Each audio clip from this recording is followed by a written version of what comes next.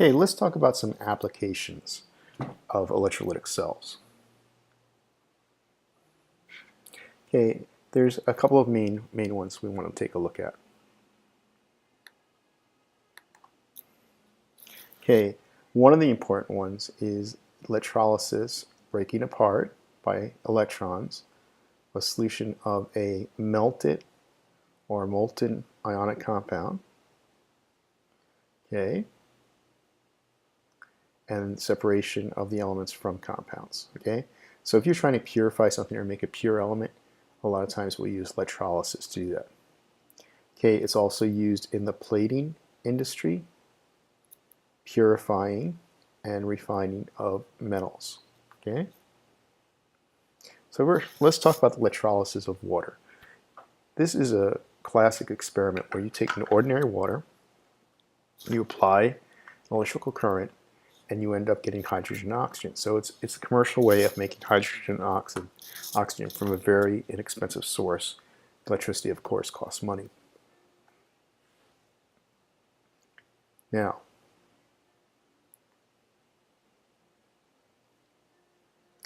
if you just apply the current to pure water, nothing happens, because pure water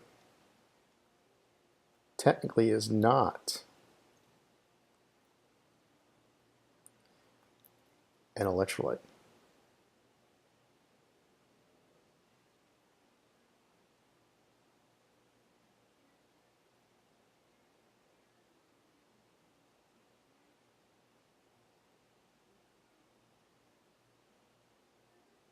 Okay, you need something in it to carry charge. So usually we add some acid, either H2SO4 or even a salt of a strong acid in very low concentration, just to make some ions available in pure water. Okay, then it will conduct. Okay, so we have to have a little bit of acid or a salt of an acid, and a salt of a strong acid in there. So we have basically something to carry charge. All right, here's a picture of what's going on. We have our battery connected to two electrodes. We have two test tubes filled with water. We take the wire ends and place them in the test tube. So let's take a look at how we're going to do this. Okay, here's our wire ends, and you can see some bubbles going up into the beaker or the test tube. So we've inverted these. What we did is we've taken the test tube, filled it with water, put our thumb over it, put it into the beaker, and then let it go, and there shouldn't be any air or very little air up here, okay, when we first start out. But this reaction's been going for a while, okay, and I want you to look at something here. This is the hydrogen test tube, and this is the oxygen test tube. Why do you think the volumes are different? If you said hydrogen is 2 times as prevalent in water than oxygen, you would be right. So the mole ratio between hydrogen and oxygen is 2 to 1. So this should be half the volume of this. So that was probably an early way that someone might have been able to see what the composition of water is. All right, so what we did is we basically hook our battery up and we make oxygen in one test tube, hydrogen in the other. Okay, if we look at this slide, we can see the two half equations. So here's water. It's going to be oxidized to O2, and then we're going to have 4 hydrogens and 4 electrons. Because it was oxidized, it loses electrons. It's going from, this was -2, this was +1,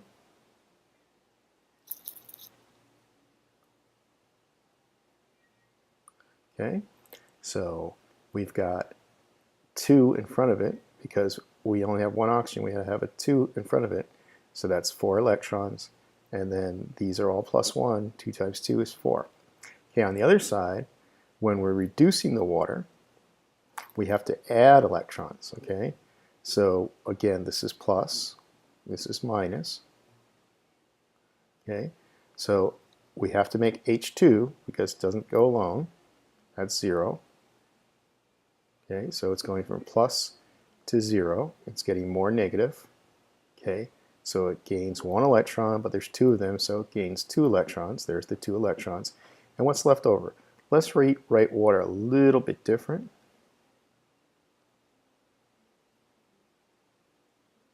Okay, if we do it that way, it's easier to see.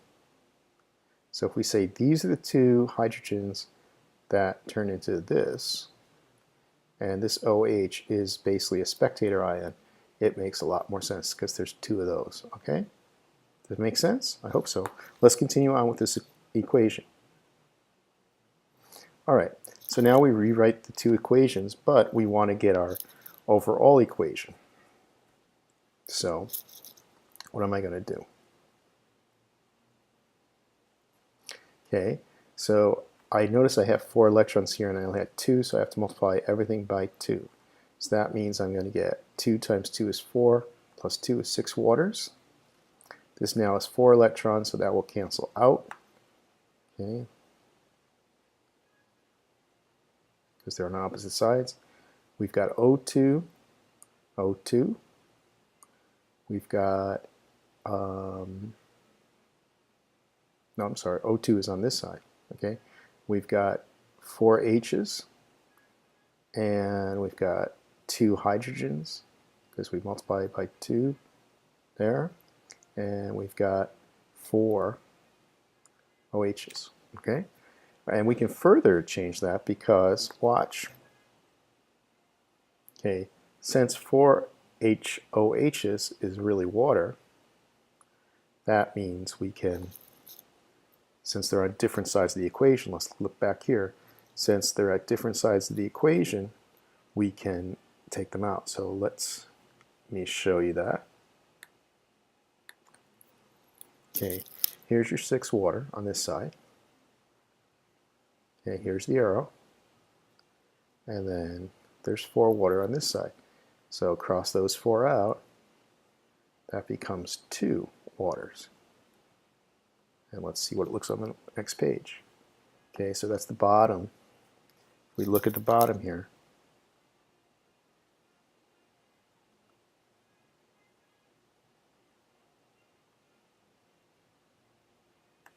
There's the 2 water.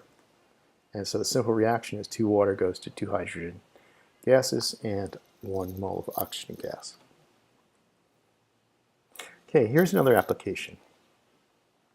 Brine is a fancy word we use for salt water, very, very concentrated salt water. And brine we're talking about here, we're going to talk about sodium chloride. Okay, so if we want to make if we want to make chlorine gas, this is one of the ways we do it. Okay, so instead of just making hydrogen and oxygen, we can take a solution of sodium chloride and we'll end up getting several industrial products that we want. Okay, we're going to get chlorine gas. We're also going to get hydrogen gas and sodium hydroxide. So we get 3 chemicals by using electrolysis of brine, which is basically an aqueous solution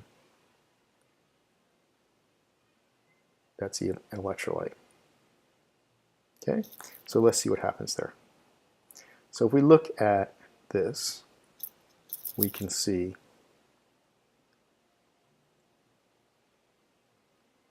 we can see the chlorine. You can see the chlorine is being produced. That's why they made it green. Okay, so chlorine comes out of solution. It's attracted to the positive anode in this case because the positive battery here, and it's reduced to chlorine gas, which we take out that way. So there's the reaction. On the other cathode, hydrogen is going to turn to H2, okay, from the water. So that leaves behind a couple of OHs free to roam, and then we have some positive sodiums that balance them out. So we have a solution of sodium hydroxide. We'll keep the reaction going. After we take the electrodes out, we can get rid of the water, and we have solid sodium hydroxide. Great way to make all three chemicals fairly cheaply. Okay. Now, we don't make sodium here because it's easier here to turn water into H2 gas, okay, and OH.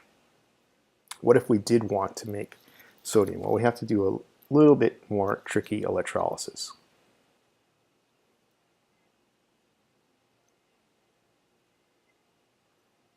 All right. I told you the last couple of pictures. Here's our equations. All right. Now, we're oxidizing chlorine to chlorine gas and reducing the hydrogens. I think I might have said that wrong previously. All right, so if we add everything together, we end up with 2Cl right there and right there, 2 water. Okay, they're 2 electrons, so they just cross out, bring the Cl2 down, bring the H2 down, bring the 2OH, and that's pretty much what we get.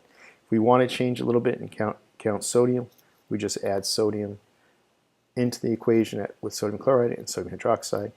There we go. That's our final mix of reactants and products. Okay, now I said if we want to make sodium, molten sodium chloride. Molten sodium chloride. Sodium chloride is an ionic compound, which means it has to be very, very hot to become a liquid. That's what molten means, okay? It's like lava. Okay, so we can actually put electrodes into this lava-like sodium chloride, and out of that we can get our 2 industrial products. We can get chlorine gas, and we can get sodium. Okay, it's going to be molten, very hot, very liquid. Okay. All right, so here's our reaction. Oxidation, we're going to oxidize the chlorine, and we're going to reduce the sodium. Okay, so 2 moles of sodium chloride will make 2 moles of sodium and 1 mole of Cl2. How do we know that? If we look at our equation, we see we get 2 electrons. This has to be 2, so this has to be 2. Okay, so then we have Na plus 1 electron, but since we want 2, we would have had to multiply everything by 2, so they fall out. So these 2 will come out, and that's our net process. Now, this is a little fancier apparatus. It's not something you can do so lightly. Okay, you're going to be operating at a temperature of 801 degrees.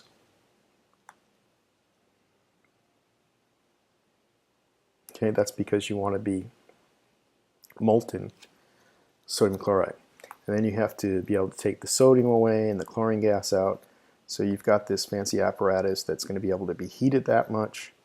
You've got an electrode that's going to make liquid sodium, so you have to take that out and pump it out. And then you can get your solid later on down the industrial shaft. Okay. Okay, the other thing is metal processing. Okay, a lot of things. Now our coins that we have today aren't made out of the pure metals they might have once been, like nickel or copper and pennies. They are plated. There's very little copper in pennies today. It's mostly zinc. Okay? So electrolysis allows us to plate metals on a base surface. So things like the chrome on a car. Okay, that's chrome plated or nickel plated coins. We've used electrolytic processes. Okay, a very important industry is electroplating or electroforming. Okay, electroplating is when we deposit a thin layer of metal on an object in an electrolytic cell. That's like what we do with a T surface that's silver. It's silver plated, it's not pure silver. And actually, silver plated is better because silver is a very, very soft metal and it might not stand up very long. You might be able to bend it, and this way it's going to be a little stronger by being just plated but just as shiny. Okay, how do we do that?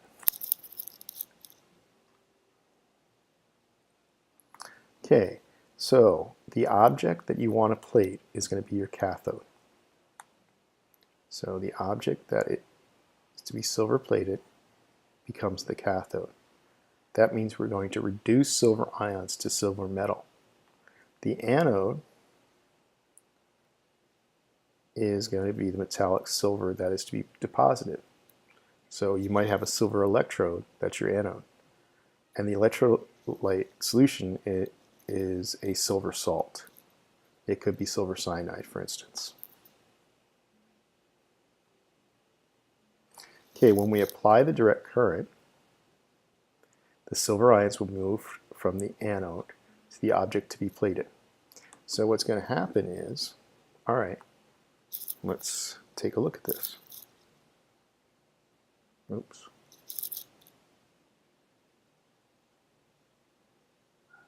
So this silver is going to form from the anode as it wears away and put it into a solution, but you also have silver cyanide, so it's a process that goes on. So you have your little silver electrode, and then you have silver in solution. The silver in solution comes near the object that you want, like these Oscars, and plates them. Okay, so by applying the direct current, they move from the anode to the object to be plated. Okay, so if we draw a little picture here, let me draw a little picture. So here's your silver electrode. Here's your container. Here's your Oscar. And we've got these connected through a battery. Okay, and there's a silver solution that we're dunking it in. So there's Ag ions in here already, and then there's going to be Ag ions forming. So as they're going to go up here, and more of these are going to come. So we keep on doing it until we get it all plated, and some of this will start wearing away. Okay, that's how it works. Okay, electroforming is a way of reproducing an object by making a metal mold of it, okay, at the cathode of a cell. So in other words, you kind of are making it each time and forming it into the mold because of the way you've set up your electrode.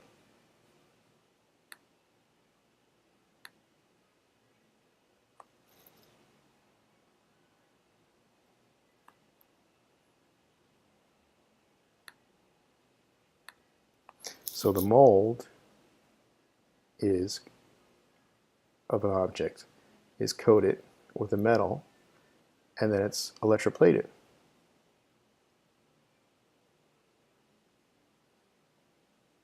So it's a way of making jewelry, it's a way of making tubing that otherwise you might not be able to make. Okay, another process is called electrowinning or electrorefining. It's basically getting rid of impurities through using an electrolytical cell.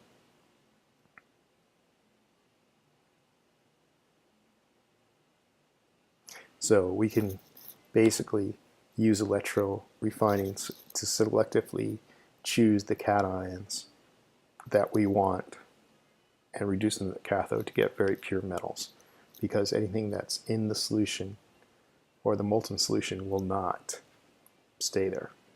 It will not plate out. It will stay in the solution. Okay, a very important application of this is the formation of aluminum. I don't know if you realize this, but if you go to the Washington Monument, when the Washington Monument was built, you would think that there's a metal on the very tip.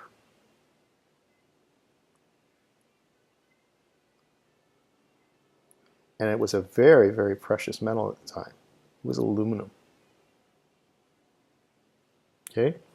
Because aluminum was not easy to get out of its ore. Bauxite was very difficult to break down and to get aluminum. Okay? Until this Hall-Héroult process came about. And it was able to be done by using electrolysis. And all the aluminum you have aluminum foil today. So it's made aluminum very, very inexpensive. Aluminum was probably up there with platinum and gold before this.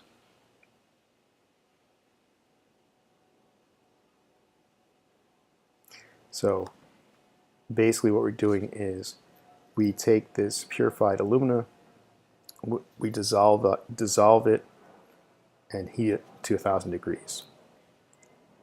The tank that it's in is carbon lined, and we connect that direct current, so the carbon lining then becomes our cathode, and the anode consists of just carbon rods dipped in the tank. So they don't really take place in the reaction at all. They're just there to have the electrons move from.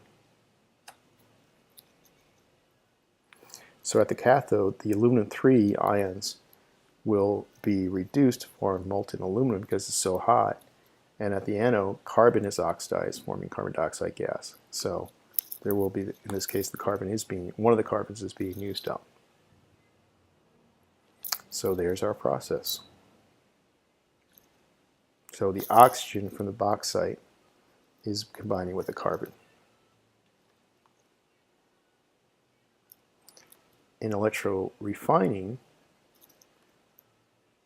an impure metal is made the anode of the cell.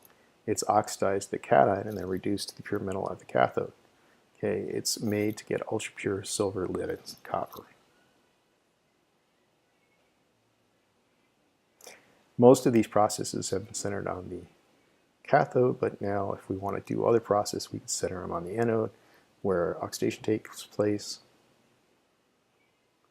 So we can do this to get a high polish finish. And we can also get a little bit more of cleaning up a metal this way.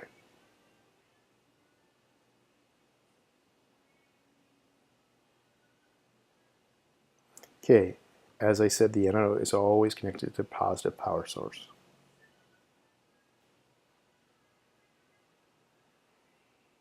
Okay, where is the metal deposited? I'm going to ask you this question on Educanon, and then I'll be back. Right, reduction of the cathode or negative electrode. That's where you're going to take it out of solution and plate it onto the metal electrode. There you go. That's it. See you soon.